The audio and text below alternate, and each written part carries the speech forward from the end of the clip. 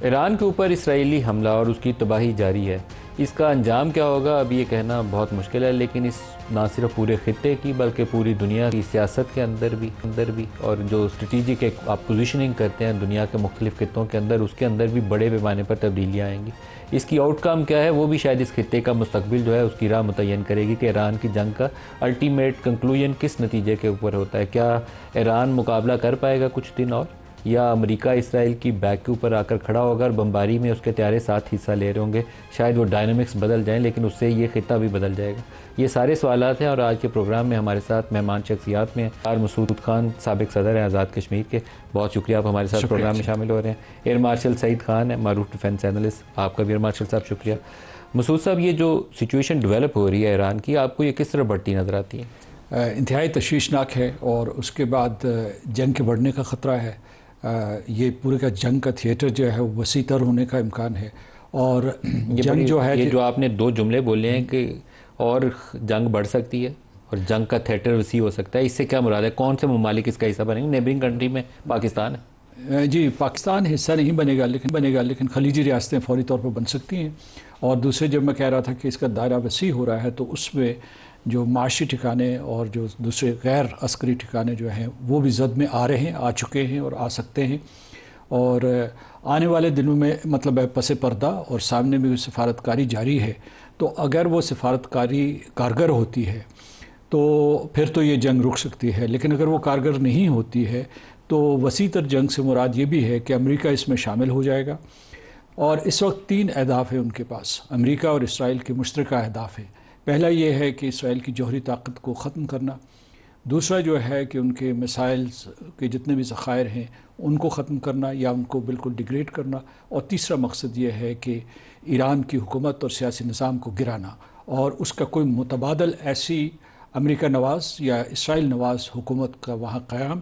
تو یہ 3 اہداف ہیں، یہ ساتھ ساتھ چل رہے ہیں. لیکن ابھی جو پروگرام شروع ہونے سے پہلے جو ہماری گفتگو ہو رہی تھی، ایک جو تہران نے تباہی دیکھی ہوئی ہے، یعنی عراق ایران وار میں دیکھی ہوئی ہے تباہی، لیکن جو اسرائیل ہے اس کا جو مرکز ہے، جو ہارٹ ہے، اس نے اس قسم کی تباہی کبھی نہیں پہلے دیکھی کہ عمارات گر رہی ہیں. اور اس کے بعد جو ہے یہاں تک کہ ایک ہدف ان کا جو تھا میسائلز کا، بیلسٹک میسائلز کا، وہ ڈیمونا ہے جو کہ وہاں ان کے جوہری مرکز ہے اسرائیل کا. ابھی جو میں آپ کی طرف آ رہا تھا تو کچھ اور حساس مقامات کے اوپر بھی ایران نے نشانے باندھے ہیں اور وہ کامیاب رہے. تو اس سے یہ ہے کہ وہاں بھی ایک رد عمل ہوگا جو خود اسرائیل میں، کیونکہ اسرائیل جیسے ایک تو وہ کہتے تھے نا ہمارے پاس آئرن ڈوم ہے کہ کوئی جو ہے بیلسٹک میسائل، کوئی کسی قسم کا آیا ہوا کوئی جو پروجیکٹائل ہے ان کو ہٹ نہیں کر سکتا. وہ جو تھی میتھ وہ ٹوٹ گئی. لیکن دوسرے یہ بھی ایک تھا کہ یہ یہودیوں کے لیے قلعہ تھا، یعنی اہل اسرائیل کے لیے یوں کہہ دیجئے کہ ان کے لیے قلعہ تھا. تو اس قلعے میں دراڑیں پڑی ہیں. تو جو امیجری کے اعتبار سے جو تہران کی تباہ کاری ہے یا ایران کے طول و عرض کی تباہ کاری ہے، اس سے زیادہ امیجری جو ہے وہ اس وقت اسرائیل کی ڈیمیجنگ ہے. ایئر مارشل صاحب، یہ آپ ہی کا نقطہ ہے، آپ سے چاہوں گا کہ اس پہ مزید ایکسپینڈ کریں. کیا اسرائیل اس تباہی کو، آپ ہی اس پہ تجزیہ دے رہے تھے کہ اس تباہی کو 2-4 دن اور سہ لے گا، یا آپ کے خیال میں وہ گھٹنے ٹیکے گا؟ کیونکہ جو ایران کے اندر ڈسٹرکشن کا لیول ہے وہ بہت اوپر ہے. جی، پہلے تو ندیم صاحب بہت شکریہ کہ آپ نے آج انوائٹ کیا.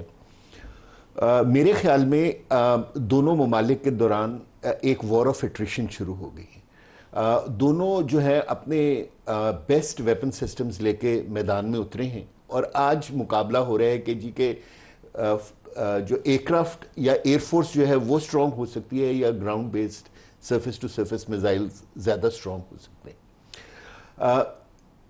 جنگ شروع ہونے سے پہلے جس طرح مسعود صاحب کہہ رہے تھے، اسرائیل اپنے 2-3 ویپن سسٹمز کے اوپر بہت فخر کرتا تھا. ایک اس کا آئرن ڈوم سسٹم تھا، یا آپ کہیں کہ ground based air defence system تھا. پھر وہ بہت فخر کرتا تھا اپنے کیا کہتے ہیں ایئر فورس کی کیپیبلٹی کے اوپر، اور اس نے اس پورے ریجن کے اندر جو تباہی پھیلائی تھی وہ اپنی ایئر فورس کے ذریعے پھیلائی تھی. اور ہم یہی ایکسپیکٹ کر رہے تھے کہ اسرائیل جو ہے وہ ایران کے اندر بھی ایسا ہی کرے گا. اور میرا خیال جب وہ بھی جنگ میں اترے تو وہ بھی یہی سوچ رہے تھے کہ ہم نے جس طرح دوسرے گلف سٹیٹس کے ساتھ ہم نے ان کا برا حشر کیا، ہم یہاں بھی وہ برا حشر کر دیں گے. لیکن جو اہداف ہیں جو اسرائیل نے خود ڈیفائن کیے تھے جنگ شروع کرنے سے پہلے، اس میں سے صرف وہ 33% اہداف حاصل کر سکا، جس میں ملٹری لیڈرشپ کی اور سائنٹسٹ کی شہادت تھی. اب اس وقت جو ہے اگر آپ پچھلے 4-5 دن کا احاطہ کریں تو آپ بالکل ٹھیک کہہ رہے ہیں کہ اسرائیل جو ہے ایران کے اوپر بہت زیادہ بمباری کر رہا ہے، اور اب وہ ملٹری ٹارگٹ سے ہٹ کے سیویلین ٹارگٹس کے اوپر آ گئے.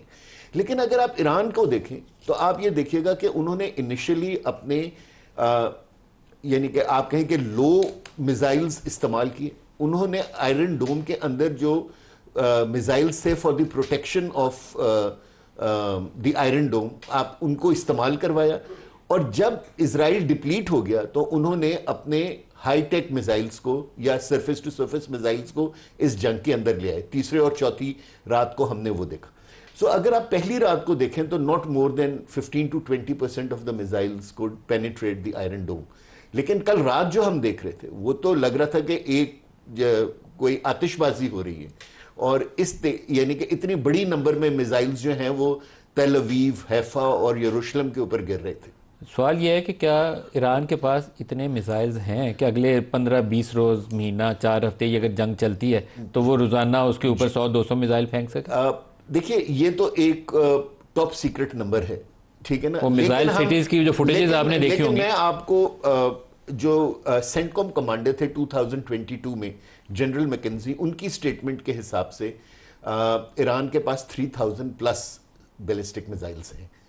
اگر ہم یہ بھی ازیوم کر لیں گے وہ سارے، اس میں سارے ہائپرسونک اور ہائی ٹیک میزائلز نہیں ہیں، اگر آدھے بھی ہیں تو اگر ہم یہ ایکسپیکٹ کریں کہ ایران روزانہ 100-150 میزائلز فائر کر رہے تو وہ بڑے آرام سے میرے خیال 2 سے 3 ہفتے تک اس جنگ کو کھینچ سکتے ہیں. میں یہ دیکھ رہا ہوں کہ اب جب وار آف ایٹریشن شروع ہو گئی ہے تو اب یہ ڈیسائیڈ ہونا ہے، جس طرح مسعود صاحب نے بھی ہائی لائٹ کیا، کہ کون سا ملک پہلے بلنک کرتا ہے.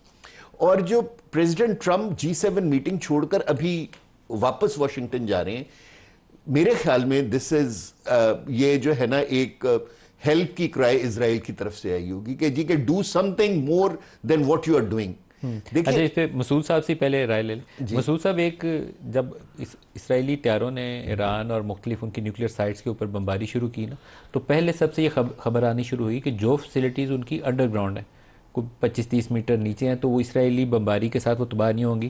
تو اس کے لیے انہیں امریکہ کی مدد درکار ہوگی. وہ جو ڈیزی کٹر جیسے افغانستان میں پھینکتے تھے، یا B-52 آئیں گے تو پھر کام ہوگا.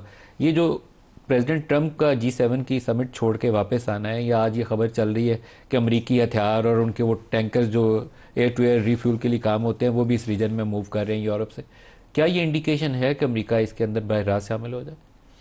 دیکھیے، اس وقت جو وزیر اعظم نتنیاہو کی یہ کوشش ہے کہ امریکہ اس میں شریک ہو جائے اس جنگ میں، اس کے لیے وہ اکسا رہا ہے، اس لیے ایران کا نقصان کر رہا ہے، جنگ کو جوہری سطح پہ لے گیا ہے. آپ نے جو کہا ہے کہ 3 جگہوں پہ انہوں نے حملے کیے تھے اسرائیل نے، ایک نتنز تھا، دوسرا جو ہے وہ اصفہان، اور تیسرا جو ہے وہ فردو تھا.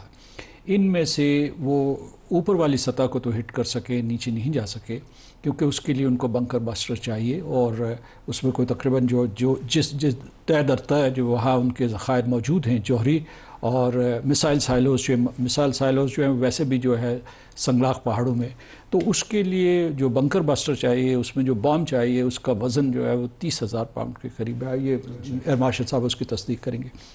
تو اس وقت میں اسے جو ہے سیاسی یا صفاتی نہج کی طرف لے جاتا ہوں. تو اس میں یہ ہے کہ جو انہوں نے اسرائیل نے ایران کے اندر اسپیوناج کیا ہوا ہے، اسپیوناج کا نیٹ ورک جو انہوں نے قائم کیا ہوا ہے، جو بڑا مؤثر ثابت ہوا ہے، وہ ایران کو بہت کمزور کر دیتا ہے، کیونکہ انہیں ابھی بھی نہیں پتا کہ کون کہاں موجود ہے، کتنی تعداد میں موجود ہے، ہر محلے میں، ہر گلی میں ہی موجود ہے. جی.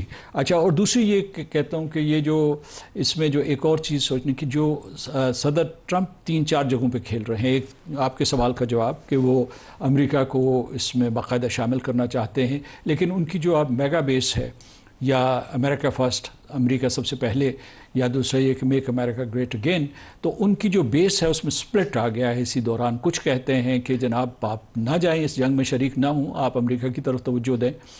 اور دوسرے یہ کہہ رہے ہیں کہ آپ جائیں، کیونکہ جو ریپبلکنز کی اکثریت ہے وہ کہہ رہی ہے کہ آپ اسرائیل کے ساتھ جا کے لڑیں۔ نیتن یاہو تو پوری گیم یہی کھیل ہے نا کہ امریکہ اس کے اندر فریق بن جائے۔ جی، اور دوسرے یہ کہ اس نے کوئی چیز چھپائی نہیں، اس نے جو آپ نے اس کا فاکس کا یا دوسرے ٹیلی ویژن نیٹ ورک سے جو دیکھے ہیں تو اس نے باقاعدہ ایک بات جو ہے وہ لوگوں کو بتائی ہے۔ دوسری یہ ہے کہ یہ پہلی ایک اور چیز کی جو خصوصیت ہے اس جنگ کی، یہ پہلی جوہری جنگ ہے، اور اس میں ایک غیر جوہری طاقت نے کے اوپر ایک جوہری طاقت نے حملہ کیا ہے۔ اسرائیل جو ہے وہ مسلمہ، سب کو معلوم ہے کہ وہ ایک جوہری طاقت ہے، اور جو ایران ہے وہ اب تک یہ کہہ رہا ہے کہ میں غیر جوہری ہوں، میرے میں کوئی جوہری ہتھیار نہیں حاصل کیے۔ تو اس میں مشکل یہ آ جاتی ہے کہ جو نیوکلیئر نان پرولیفریشن ٹریٹی ہے اس میں جو ہے یہ ایران اس کا رکن ہے، لیکن نیوکلیئر نان پرولیفریشن ٹریٹی کے ارکان ایران کے تحفظ یا دفاع کی بجائے وہ ایک نان نیوکلیئر ویپن سٹیٹ، جو naan declared nuclear weapon state کی حمایت کر رہے ہیں۔ تو اس سے یہ ایک بہت بڑا جوہری بحران ہے دنیا کے لیے بھی، اور یہ ایک قسم کی ایک نظیر چھوڑ دے گا۔ اس لیے جو میں اس کے اوپر شاید جو ہے مارشل صاحب بھی بات کریں گے۔ امریکہ اس کے اندر فریق بنے گا کہ نہیں؟ سوال کہیں گم ہو گیا درمیان میں، امریکہ اس کے اندر فریق بنے گا کہ نہیں؟ تمام آثار ہیں کہ وہ فریق بن چکا ہے۔ اگر آپ نتن یاہو کے اوپر اس کے بیان کے اوپر اعتبار کرتے ہیں تو وہ کہتا ہے، اس نے 3-4 چیزیں کہی ہیں کہ امریکی طیارے جو ہے ان کی مدد کر رہے ہیں فضا میں۔ اس نے یہ بھی کہا ہے کہ جو ہے ان کی جو میسائل بیٹریز جو ہیں وہ امریکہ جو ہے اس میں معاونت کر رہا ہے۔ تو اس میں وہ ابھی بن چکا ہے، ایک مہین سا، ایک باریک سا پردہ درمیان میں رکھا ہوا ہے۔ بس وہ پردہ ہٹانا ہے۔ جی، وہ پردہ ہٹانا ہے یا نہیں ہٹانا۔ اس کی وجہ یہ ہے کہ آپ کو پتہ ہے جب وہ کینیڈا سے واپس صدر ٹرمپ آئے ہیں تو انہوں نے تقریباً 3-4 مختلف قسم کے مبہم اشارے دیے ہیں۔ ایک یہ ہے کہ جنگ بندی سے بڑی کوئی چیز میں آپ کو خبر دینے والا ہوں۔